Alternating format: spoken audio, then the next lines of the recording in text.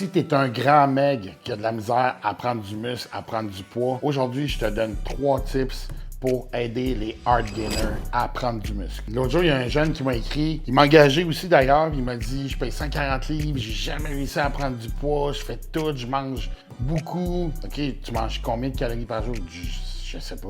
Mais c'est ça le problème, c'est que les hard gainers, ils n'ont jamais calculé, c'est quoi un peu leur dépense calorique au repos, avec le travail, tout ça, avec leur vie personnelle au travers de ça. Fait qu'ils n'ont jamais calculé ça, donc ils n'ont jamais calculé aussi comment que ça leur en prend pour être en surplus calorique. Si c'est la construction de charrer du bois journée longue, il va falloir que tu manges en salle si t'es 140 livres et tu veux prendre du poids. Fait que le conseil numéro 1, c'est tu priorises ta nutrition. Ce qui m'amène par la suite au point numéro 2. On parle souvent pour la perte de gras qu'il faut que tu manges du low calorie dense food pour justement te bourrer, tout ça. Mais là, quand tu es un hard gainer, tu es 140 livres, c'est un peu l'inverse. Tu vas avoir le plus de calories, puis ton assiette ne sera pas nécessairement plus grosse. Comment qu'on fait ça? Un petit truc vraiment facile. Mettons, exemple, un 150 g de viande avec un 250 g de riz. Tu rajoutes 2 cuillères d'huile là-dedans, l'huile d'avocat, huile d'olive, peu importe. Fait que là, tu viens de rajouter, avec tes 2 cuillères d'huile, c'est 260 calories de plus. Tu fais ça 3 fois dans la journée, tu viens de popper quand même beaucoup plus de calories. Fait que c'est une bonne façon de monter ses calories pour les gens qui ont de la misère. Conseil numéro 3, dépendamment de ta job, dépendamment de plein de facteurs aussi, des fois, il faut baisser son volume. Moi, je suis un gars de volume, j'ai tout le temps fait beaucoup de volume, mais